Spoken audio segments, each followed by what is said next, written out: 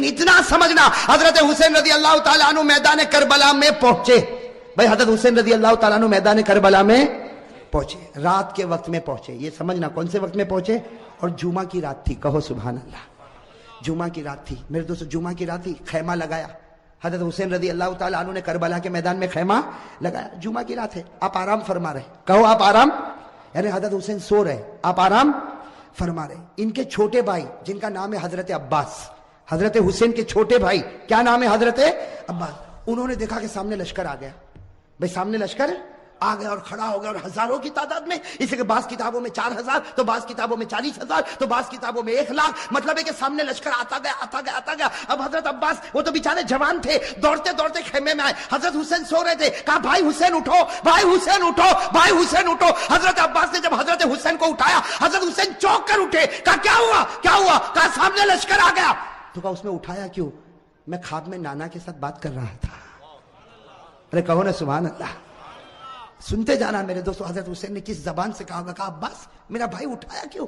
آنے دے آنے دے, ہزاروں کی تعداد میں آنے دے. لیکن میں تو میرے نانا کے ساتھ بات کر رہا تھا. وہ حضرت عباس رو پڑے, روتے روتے کہا کہ بھائی جان حسین کیا باتیں کر رہے تھے آپ, نانا کے ساتھ کیا باتیں کر رہے تھے؟ کہا نانا کے ساتھ یہی بات کر رہا تھا. نانا کہہ رہے تھے حسین کل تجھے دشمنوں کے سامنے جانا ہے, حق کے سامنے ڈٹ جانا, گردن کٹا دینا, لیکن گناہ کے سامنے گردن جھکانا نہیں. میرے دوستو حضرت حسین رضی اللہ تعالیٰ عنہ صبح ہوئی, کون سا دن؟ جمعہ. اس لیے جمعہ کی رات تھی. اٹھے تو جمعہ فجر کی نماز پڑھائی. کہو فجر کی. اس کے بعد میں میرے دوستو سامنے والوں سے بات چیت شروع ہوئی. بات چیت ہوتی گئی. ایک معاملے پر آ کے معاملہ اٹک گیا. ایک سودا ایسا تھا جو حسین کو منظور, باقی باتیں حضرت حسین سنتے گئے, یہ بھی منظور, یہ بھی منظور, یہ بھی منظور, یہ بھی منظور. لیکن جب سامنے سے یہ بات آئی کہ حسین اعلان کرو کہ یزید کے ہاتھ پر بیعت کرنے کے لیے تیار ہوں, اعلان کرو یزید کے ہاتھ پر بیعت کرنے کے لیے تیار ہوں. حضرت حسین رضی اللہ تعالیٰ عنہ نے کہا یہ نہیں ہو سکتا, میں یزید کے ہاتھ پر بیعت نہیں کروں گا. ہاں مجھے یزید کے پاس لے جاؤ, معاملہ صاف ہوگا, اس کے بعد میں ہاتھ پر بیعت ہوگی, باقی ابھی یزید کے ہاتھ پر بیعت. میرے دوستو سننا, یزید کے ہاتھ پر بیعت نہیں ہوگی. حضرت حسین سے پوچھا گیا آپ بیعت کیوں نہیں کرتے بھئی یزید کے ہاتھ؟ حضرت حسین رضی اللہ تعالیٰ عنہ نے کہا میں تو کر سکتا, کسی کے ہاتھ پر بھی بیعت کر لوں, مجھے یزید سے کوئی دشمنی نہیں. سننا حضرت حسین کا جملہ, مجھے یزید سے کوئی دشمنی نہیں, میں تو کسی کے ہاتھ پر بھی بیعت کر لوں, لیکن یزید کی حکومت میں گناہ ہو رہا ہے, یزید کے دربار میں گناہ ہو رہا ہے, یزید کے دربار میں, اس کے محل میں, اس کی حکومت میں گناہ ہو رہا ہے, اور گناہ کا احساس بھی نہیں. نبی کا نواسا جان دے سکتا لیکن گناہ کو برداشت نہیں کر سکتا. بس حضرت حسین نے جب یہ کہا تو انہوں نے کہا مقابلے کے لیے تیار ہو جاؤ. حضرت حسین نے کہا تیار. ارے کہو نا سبحان اللہ. تو کیا طے ہوا؟ وہاں کا ایک, یہاں کا ایک مقابلہ ہوگا. حضرت حسین نے کہا کوئی بات نہیں. حضرت حسین رضی اللہ تعالیٰ عنہ نے اعلان کیا میرے لشکر میں جو بوڑھے میاں ہے جن کا نام ہے حضرت غرید, کیا نام ہے؟ حضرت غرید, جن کی عمر 61 سال کی ہے. کتنی؟ 61 سال. حضرت حسین نے اعلان کیا غرید میدان میں اترے. حضرت غرید کے بارے میں لکھا ہے 61 سال کی عمر ہے, گھوڑے کی پیٹھ پر سوار ہوئے. وہاں کا ایک, یہاں سے ایک, کون؟ حضرت غرید, اور وہاں سے ایک. میرے دوستو لکھا حضرت غرید نے 40 کو ختم کر دیا, 1 by 1. ایک آوے گیا, دوسرا آوے گیا, تیسرا آوے گیا. وہ سامنے والوں نے سوچا یہ بوڑھا اتنا پاور والا, تو نواسا کتنا پاور والا ہوگا. جب اوپنر ایسا ہے, ابھی تو میڈل آرڈر باقی ہے. بات سمجھنا اس کو, بہت پیاری بات ہے. سامنے والے گدر پر آ گئے, دھوکے پر آ گئے. کہا حسین یہ ایک ایک والا معاملہ نہیں چلے گا, ورنہ شام تک ہم تو ختم ہو جائیں گے. ایک ایک والا نہیں ہوگا, ہم سب اور تمہارا ایک, ہم سب اور تمہارا. حضرت حسین رضی اللہ تعالیٰ عنہ نے اس کو بھی منظور کیا. میرے دوستو وہ حضرت غرید جنہوں نے 40 کو ختم کیا تھا, وہ حضرت غرید ابھی بھی ان کی تلوار چمک رہی, گھوڑے پر ہے. سب نے ایک ساتھ میں ان پر حملہ کیا. آپ کو مارا گیا, آپ کے بدن کو چھلنی کر دیا گیا. جب بالکل آخری گھڑی آئی تو انہوں نے حضرت حسین کے سامنے حضرت غرید کو پھینک دیا. حضرت غرید جب سامنے تھے, حضرت حسین ان کے پاس گئے تو غرید نے کہا حسین تھوڑا ہٹ جا, آسمان پر محمد کا چہرہ نظر آ رہا ہے. نعرہ تکبیر, نعرہ تکبیر, حسین کا دامن. ماشاءاللہ اللہ قبول فرمائے. یہ جملہ بہت پیارا. ساتھ میں کہا حسین کا دامن, حسین کا دامن, حسین کا دامن. حضرت قرید نے فرمایا حسین تھوڑا سا ہٹ جا, آسمانوں پر میرا محمد مجھ کو نظر آتا ہے. حضرت قرید نے لا الہ الا اللہ محمد الرسول اللہ صلی اللہ علیہ وسلم پڑھا. حضرت قرید کے بعد حضرت حسین کی جماعت میں سے ایک آتا شہید ہو جاتا, پھر دوسرا آتا شہید ہو جاتا. یہاں کا ایک وہاں کے سب, یہاں کا اور سب ٹوٹ پڑتے شہید. میرے دوستو اب سننا, جمعہ کا دن ہے. حضرت حسین نے جو اب اعلان کیا سب کے کلیجے پھٹ گئے. حضرت حسین رضی اللہ تعالیٰ عنہ نے اعلان کیا میرا بڑا بیٹا علی اکبر تیار ہو جائے. کہو سبحان اللہ. اب بڑے بیٹے کی عمر کتنی؟ 16-17 سال. اللہ اکبر. میرے دوستو ہمارا بھی بیٹا ہوگا 16-17 سال کا. تھوڑی دیر کے لیے اندازہ لگاؤ. حضرت حسین رضی اللہ تعالیٰ عنہ کو پورا یقین ہے کہ میرا 16-17 سال کا بیٹا زندہ جائے گا لیکن واپس نہیں آئے گا. میرے دوستو باپ کا تو کلیجہ ہوتا کہ نہیں ہوتا؟ باپ کو بھی تو محبت ہوتی ہے, اور حسین جیسا باپ ہو اور علی اکبر جیسا بیٹا ہو.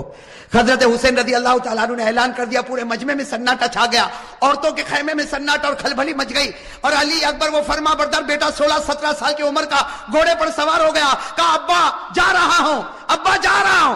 حضرت حسین نے کہا بیٹا ایسے مت جا, ایک بار باپ کی پیشانی کو چوم تو لے, ایک بار باپ کی پیشانی کو چوم لے تاکہ میں بھی تو تجھ کو گلے لگا لو. میرے دوستو علی اکبر جب گھوڑے سے اترے پورے مجمع میں رونے کی آواز آئی. حضرت حسین نے اپنے کلیجے سے لگایا اور کہا بیٹا آج حق پر جاتا ہے, حق پر رہنا, اب تو نانا کے دربار میں تیری میری ملاقات ہوگی. میرے دوستو وہ علی اکبر چلے, سننا علی اکبر گئے اور بڑی دلیری کے ساتھ مقابلہ کیا. لیکن میرے دوستو 16-17 سال کا جوان اور اتنے سارے لوگ, تھوڑی دیر میں ان کے بدن کے 2 ٹکڑے کر دیے گئے.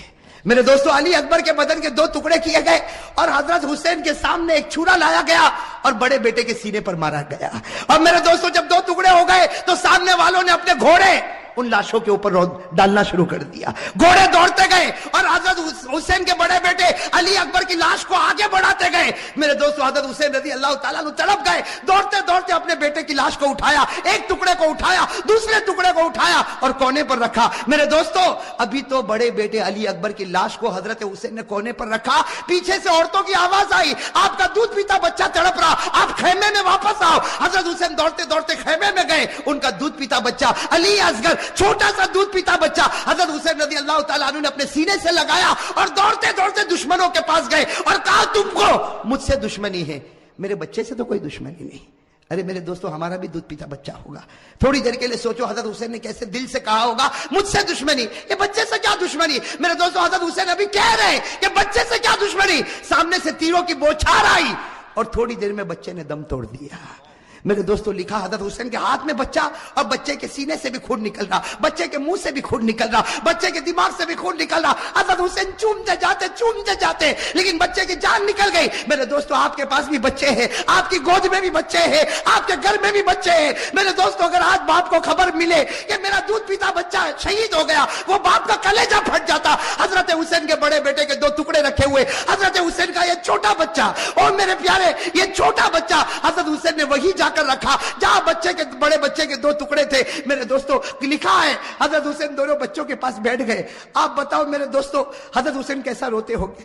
کبھی بڑے بچے کے ٹکڑے کے سر پر ہاتھ پھیرتے, کبھی چھوٹے بچے کے سر پر ہاتھ پھیرتے اور جملہ کہتے تھے میرے بچوں تمہارا ہنسنا بھی مجھ کو یاد ہے, اے میرے بچوں تمہارا کھانا بھی مجھ کو یاد ہے, اے میرے بچوں تمہارا ابا ابا کر کے بلانا بھی مجھ کو یاد ہے, تمہاری ہر گھڑی مجھ کو یاد ہے. میرے دوستو یہ سب کرنے کے بعد ظہر کا وقت آیا. ساتھ میں کہنا کون سا وقت آیا؟ جمعہ کا دن تھا. کون سا وقت آنا چاہیے؟ لیکن کربلا کا میدان جمعہ ہونے والی, بھائی میدان میں جمعہ ہوتی, گاؤں دیہاتوں میں جمعہ ہوتی. حضرت حسین نے فرمایا میرے دوستو بڑے بچے کا ٹکڑا رکھا ہوا ہے, وہ باپ نے کیسے وضو کیا ہوگا. حضرت حسین نے وضو کیا اور وضو کرنے کے بعد کہا چلو جماعت بنے گی, ظہر کی نماز ہوگی. حضرت حسین نے 2 رکعت ظہر کی نماز پڑھائی. میرے دوستو مقابلہ کرنے والے مقابلہ کرتے گئے. حضرت حسین نے ظہر کی 2 رکعت نماز پڑھائی اور اس کے بعد میں حضرت حسین نے اپنا گھوڑا لیا اور فرمایا اپنے خیمے میں فرمایا وہ پرانی چادر جو کونے میں رکھی وہ لے کر آؤ. میرے دوستو ایک بڑی چادر لائی گئی, بالکل پرانی چادر لائی گئی. حضرت حسین نے سینے سے لگایا اور کہا لوگوں تمہیں معلوم نہیں یہ میری ماں فاطمہ نے اپنے ہاتھوں سے بنایا تھا. میرے دوستوں حضرت حسین نے کہا وہ پرانی تلوار لا کر دو. ایک پرانی ٹوٹی ہوئی تلوار لائی گئی. حضرت حسین نے وہ تلوار کو ہاتھ میں لیا. کہا لوگوں یہ وہ تلوار ہے جو میرے ابا حضرت علی لیا کرتے تھے. اور پھر ایک کالا امامہ منگوایا, ایک کالا امامہ پہنا اور کہا لوگوں یہ وہ امامہ ہے جو میرے نانا محمد الرسول اللہ. میرے دوستو تھوڑی دیر کے لیے سوچنا وہ حسین کا دل کیسا ٹوٹا ہوا ہوگا. گھوڑے پر سوار ہو گئے. اگر کپڑا دیکھو تو فاطمۃ الزہرا کا ہے, تلوار دیکھو تو علی مرتضیٰ کی ہے, امامہ دیکھو تو نبی کا ہے. میرے دوستو مولانا ابوالکلام آزاد اپنی کتاب میں لکھتے ظہر کے بعد یہ اللہ کا ولی میدان میں اترا. 4.5 سے 5 گھنٹے تک آپ اکیلا مقابلہ کرتے رہے.